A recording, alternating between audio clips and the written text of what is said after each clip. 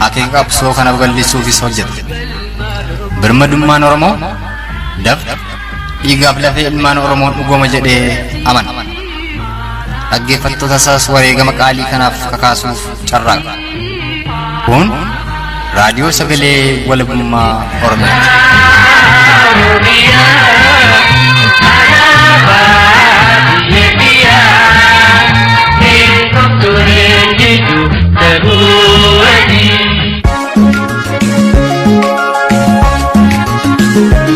Babaarottolee hordoftootaaf dhaggeeffattoota raadiyoo sagalee walabummaa Oromiyaa jaallatamu ashamaa.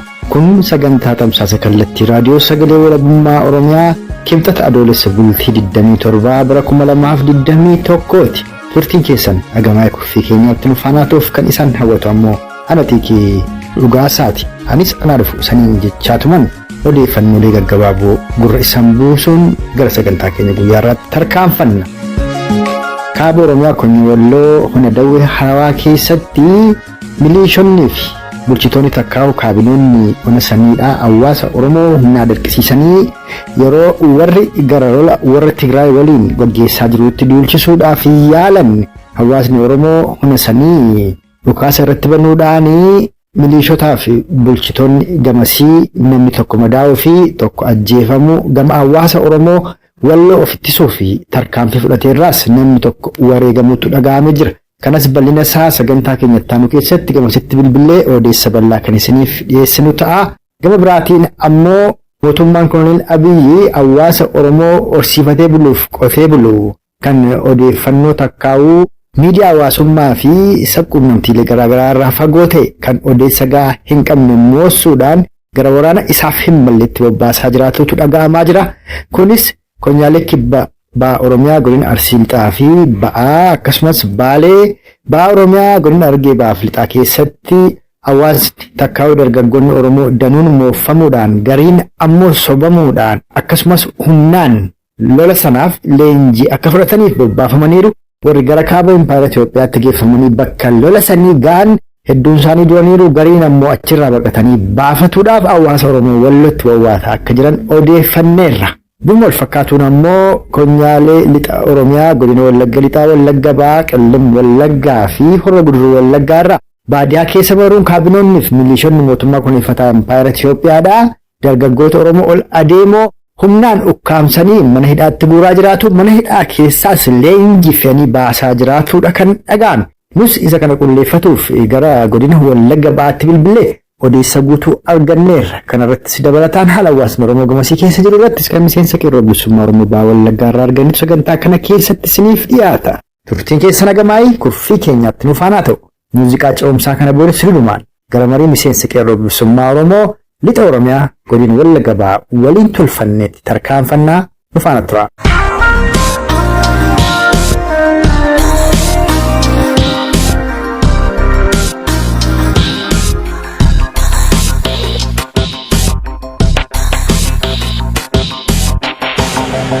Akkuma quba qabnu mootummaan Koloneel Abiyyi lola warra TPLF waliin itti seeneen mo'amee erga teellaatti deebi'ee booda ilmaan hiyyeessaadhaa fedhiin isa ta'u sobaan dantaa garaagaraan gara kaaba Impaayera Itoophiyaatti guuraa jiru achitti obbaadha jiranii ammoo ka guddoo nama dhibu garuu lixa Oromiyaatti illee gara magaalaa Gimbii irratti ijoolleen hiyyeessaa itti qabamanii akka fe'amantu himama. Guyyaa lamaan sadan kana dhimma kanarraatti nu himta lolli kun Oromoo inni laallataa keessumaa attamitti bakka hawaasni dammaqiinsa qabutti lixa Oromiyaatti waan kun mudate ka jedhurraa ni dubbanna. Qabxii lammaffaan ammoo lolli kaaba Impaayera Itoophiyaatti gaggeeffamaa jiru kun lolli daangaa Tigireef Amaaraa jedhamee deemaa jiru kun tarii gara fuulduraatti Tigireenis lama isaa dhuunfattu Amaarris haa dhuunfattu.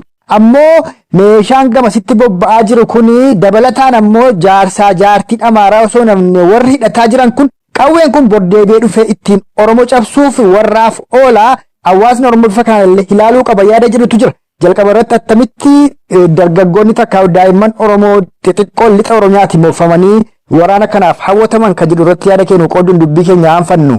Waanni yeroo ammaa Oromiyaatti waan ulfaataadha. Mootummaan Impaayera Koloneeffataa Itoophiyaadha. Abdii duratti biqiltuu lola kallattii hundumaan irratti adeemaa jiru. Waraanni akkatti dhumee jira. Akkuma manni Oromootii quba qabu. Egaa waraanni harkatti dhumuurraan kan ka'e of baraaruudhaaf yaalii gurguddaa gochaa jira. Haala kana keessatti ijoollee Oromoo yeroo ammaa kallattii Oromiyaa garaagaraatiin haalli mooraa waraana isaa ittiin ibsuudhaaf gara mooraa leenjiitti buuraa jirutu jira. Egaa haala kamiinidha inni jedhamu uummata Oromoodhaati ifa ta'uutii qaba. Uummanni Oromoo yeroo ammaa akkasii hin qabu, jechuun akkasii miidiyaadhaa hin qabu. Uummanni Oromoo baadiyyaadha. Mootummaan Koloneeffataa Impaayera Itoophiyaa uummata Oromoo baadiyyaa keenya dargaggoota Oromoodha. Informationii haala yeroo Itoophiyaa amma quba hin qabne namoota dabbaallota isaatiin boonsuudhaani marii adda addaa taasisuudhaani haalli ittiin dargaggoota keenya bulchaa jettee gara leenjii waraana Itoophiyaatti guuraa jirutu jira. Dargaggoonni kun haala Oromiyaa keessatti adeemaa jiru. Haala Itoophiyaa keessatti sochiin Itoophiyaan yeroo ammaa irra jirtu kana quba hin qaban dargaggoonni amma gara mooraa leenjii waraana mootummaatiif deemaa jiranii. Hedduudhaan ammoo isa ukkaamsaatiin affasaa kan jedhamutu jira. Dargaggoota Oromoodha.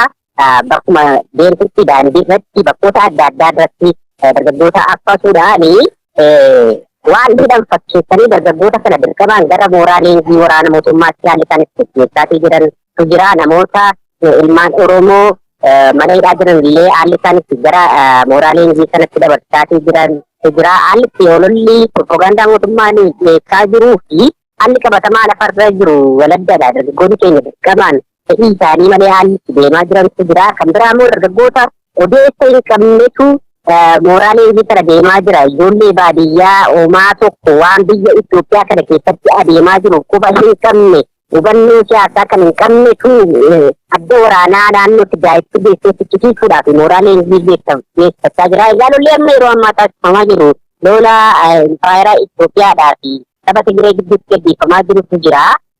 Lolli kun Oromoo kan hin ilaallanneedha. Egaa haa ta'uyyuu malee ilmaan naftanyaa dhufaatii isaaniirraa kaasee lafee fi dhiiga ilmaan Oromootiin aangoorra tutturaa jiru. Har'a dargaggoota Oromoo ilmaan Oromoo TPLF dura dhaabanii haalli isaan itti ijoollee Oromootti dhimma ba'aa jirantu jira. Inni kun namoota siyaasaatiin barsiifamuu qaba ture. Aartiseetiin osoo jiraatee raadiyoonaan uummatni Oromoo baadiyyaa barsiifamuutu irra jiraata ture. Haalli kun akka uummanni Oromoo hin burjaajofneedhaa fi egaa namoota keenya odeessa hin qabnetti fayyadameera. Dirqamaan isaanitti mootummaan naftanyaa ijoollee Oromoo dirqisiisee bifa hidhaa fakkeessuudhaan garatti guuraatu jirutu jira. Haalli jiru kanadha. Amma dirqamaan isa ta'u fedhiin warri fe'amaa jiran kun dhumni isaanii maal akka ta'u beekamaadhuma. Kan ammoo waanuma torban lamaan sadan kana keessa ta'e irraati dubbatuudha dandeenya. Konyaalii kibba Oromiyaa godina Arsii lixaaf ba'aa akkasumas Baalee irraatii Oromoonni hedduun fe'amaniiru. Akkasuma godina Harargee lixaaf ba'aa keessaa milishoonni hedduun fe'amaniiru.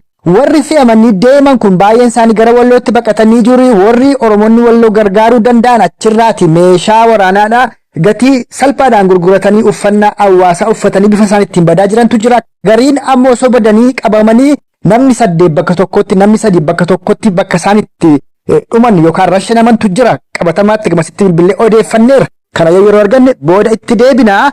Mee ammoo warri Amaaraadhaa kun yoo lafa sana dhuunfatanuu danda'anii dhuunfatanii yoo dadhabanis dhumarratti achi as deebi'anii meeshaa hidhataa jiran kanaan humna leenjifataa jiran kanaan keessumaa ilmaan naftanyoota leenjifataa jiran kana fayyadamanii deebi'anii yeroo dhumaatiif Oromoo cabsuudhaaf meeshaa fi humna qaban kana fayyadamuuf deemu.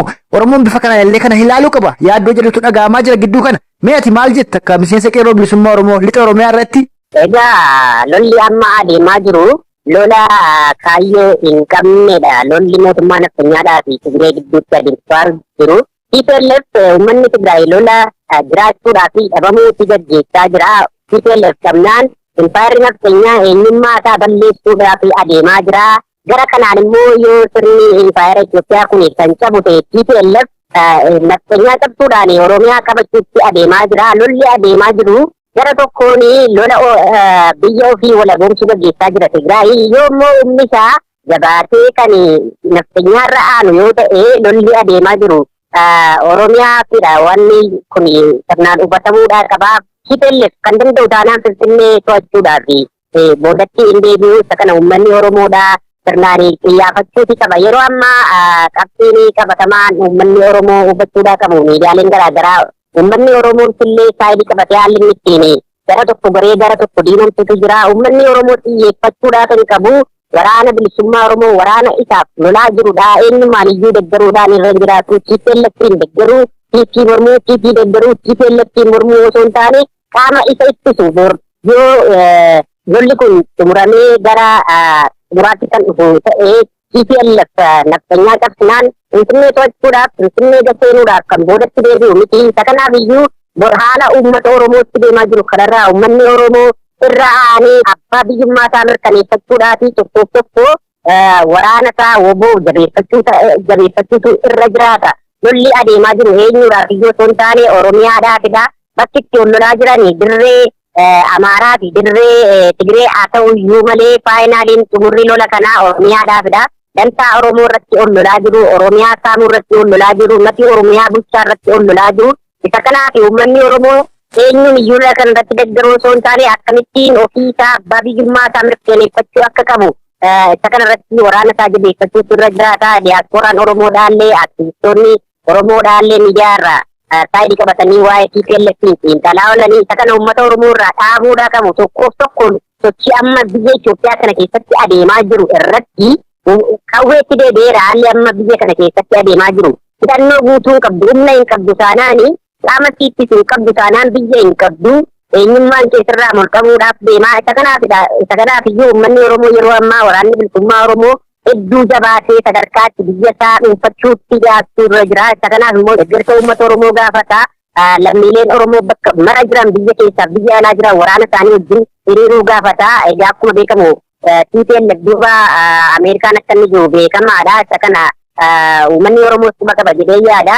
Egaa haala amma deemaa jiruun TPLF naannoo Amaaraa bakkoota adda addaa to'achaatii jira. Naftanyaa kan cabsu taanaan gara Oromiyaatti tarkaanfachuudhaaf kan of duuban deebine ta'uu isaa uummanni Oromoodha hubachuu qaba. Naftanyaanis ta'uu TPNis ta'uu TPLF diina Oromoo ta'uu beekuudhaan uummanni Oromoo waraana bilisummaa Oromoo jabeeffatee biyya isaa dhuunfachuudhaaf qabsaa'utu irra jiraatan jedha. Isa kanaan uummata Oromoo hubachiisuudhaa barbaada.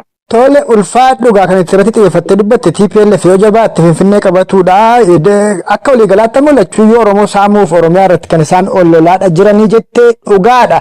Naftanyaanis yoo milkooftee TPLF ofirraa dhowwuu dandeesse qawwee gamasitti guuramaa jiruuf humna Amaaraa hidhataa jiru kana fayyadamtee deebitee sadhumaaf Oromoo cabsuudha. Kaayyoo Koloneel Abiyyi qabatee jiru galmaan ga'uudha. Xiyyeeffannoon isaanii Oromoon warra kan akkasittiin ilaaluu qabaa waan jedhu ture. Qabxiin kaase tarii yeroo qabaanne itti nu darta. Ammoo waa'ee waraana bilisummaa Oromoo obbo jabeessuu kaafte qaamonni yookaan namoonni tokko waanuma bilisummaa Oromoo obbo kanayyuu maqaa jijjiiruutti gara deemantu dhaga'amaa jira. Dhiyeenya kana gama biraatiin ammoo woboon jaarmiyaadha. Woboon mootummaa Oromooti. Hiree Oromoof Oromiyaa kan murteessu waraana bilisummaa Oromooti warri jedhanis baay'eedha. Kanaaf siif woboon eenyu galmi qabsoo bilisummaa Oromoo eessa maal argachuuf yookaan maal argamsiisuuf kan isin aarsaa baasaa jiran? Hayyee galatoonni gaaffii gaarii na gaafattee waraanni bilisummaa Oromoodha. Uummanni Oromoo hin beeka. Uummanni Oromoo qofaatu hin ta'in sabaaf sablammiin Itoophiyaa waraanni bilisummaa Oromoodha. Falmaa bilisummaa uummata Oromoo abbaa biyyummaa saba Oromoo mirkaneessuuf falmarra jiru ta'uusaa diinaaf firri ilma beekaa haa ta'uuti yeroo ammaa haalli deemaa jiru haala baay'ee fokkisaa kan amilee uummata Oromoo cabsuudhaaf kan qabsoo bilisummaa Oromoo cabsuudhaaf adeemaa jirudha. Maqaa waraana bilisummaa Oromoo jijjiirraa jechuudhaani gareeleen murtaa'anii haalli kan miidiyaa irraa dubbatan sochii isaan gaggeessaa jiran quba qabna. Inni kun gocha baay'ee fokkisaa kan safuu uummata Oromoo cabsuu kan uummata Oromoo tuffachiisu ta'uu isaanii dhaamuufi barbaada. Garee kanaafi maqaan waraana bilisummaa Oromoo jijjiiruudhaaf namoonni dhuunfaan aangoo tokkollee hin qabanii maqaan waraana bilisummaa Oromoodha. Akkaataa itti moggaafame qabaa, heeraaf seera itti moggaafame qabaa. Kanaaf qaamni maqaa kana jijjiiruu danda'u yeroo ammaatti eenyumtiyyuu bakkeedha hin jiru. Maqaa waraana bilisummaa Oromoo jijjiiruun hin danda'amu. Jijjiiruu yoo barbaachiseeti hoggansa waraana bilisummaa Oromoo fi waraana bilisummaa Oromoo ilaallata. Inni kun jechuun barbaada. Egaa kaayyoon wanni kun adeemaa jiranitti hanga tokko irraa dubbatte natti tola. Maqaa waraana bilisummaa Oromoo jijjiiruu fi akkan yaalamaatti jiruu fi waraanni bilisummaa Oromoo sochiin amma biyya Oromiyaa keessatti agarsiisaa jiruuni lafee dugdaa sirna mootummaa gabroonfataa cabsee sadarkaatti Oromiyaa to'achuuttidha kan inni tarkaanfachaa jiru. Kana diinaaf firrii quba qabaa. Namoonni biyyoonni baargama jiran illee Ameerikaan mataan isaa illee quba qaba. Haala sochii waraana bilisummaa Oromoodhaa sadarkaa olaanaatti tarkaanfachaa jiraachuusaa martuu shaqasaatii jira. Egaa haalli sochii nama adeemaa jiru marii kaaba walabatti kan tarkaanfatu yoo taate sochiileen biyya Itoophiyaa keessatti gaggeeffamaa jiranii waraanni bilisummaa Oromoodhaa akka marii qaama walabaa waliin taasifamu irratti hirmaanne taasisuudhaafidha yaalii kun kan gaggeeffamaa jiru. Kunis maqaa waraana bilisummaa Oromoodhaa Oromoo Difeensi Foorsi yookiin raayyaa ittisa Oromiyaatti jira wanta jedhamutu jira. Jijjiiruun hin danda'amu jedheeraa garuu akeeka isaan jijjiiruuf yaalaa jiranidha kan inni uummata Oromoo hubachiisuudhaaf barbaadu. Waraanni raayyaa ittisa Oromiyaa jedhamu waraana bilisummaa saba tokkootiif falmaa jiru osoo hin taane waraana biyya isaa keessatti abbaa biyyummaa isaa mirkaneeffatee uummata isaaf biyya isaa tiksaa jirutu raayyaa ittisaa jedhamee waamama malee waraanni diinaa wajjin wal lolaa jiru waraanni biyya hin qabne waraanni abbaa biyyummaa isaa hin mirkaneeffanne raayyaa jedhamuutii hin danda'u. Kanaafidha wanni isaan adeemaatii jiranii waraanni raayyaa ittisa biyyaa kan jedhamu waraanni bilisummaa Oromoodhaa. Waraana raayyaa ittisa biyyaati jedhanii Ameerikaa amansiifatanii waraanni raayyaa ittisa biyyaa marii siyaasaa kan isan ilaallanne mariin dhimma Oromoo kan isan ilaallanne taasisanii marii qaama walabaa waliin deemuu jiru irratti waraana bilisummaa Oromoo irraa dhiibuudhaan ofii isaanii namoonni wanta kanaaf adeemaa jiran namoonni maqaa kana jijjiiruudhaaf adeemaa jiran bakka bu'umsa argatanii marii sana irratti dhiyaatanii mari'atanii waraana bilisummaa Oromoo marii qaama walabaa waliin taasifamuuf fuulduratti jirurraa dhiibanii walabummaan Oromiyaa akka hin mirkaneefne taasisuudha. Impaayera Itoophiyaa itti fufsiisuudha. Ofii dirqamaan waraanni bilisummaa Oromoo dhimma kana iyyuu quba hin qabu. Dirqamaan deemanii cabsanii Ameerikaa amansiifatanii marii gara fuulduraatti qaamolee walabaa waliin taasifamuuf jirurratti ofii isaanii argamanii kaayyoof akeeka waraana bilisummaa Oromoodhaa haqaaquuf yaalii taasisaa jiranidha. Isa kana waraanni bilisummaa Oromoo itti dammateera uummanni Oromoo illee itti dammateera.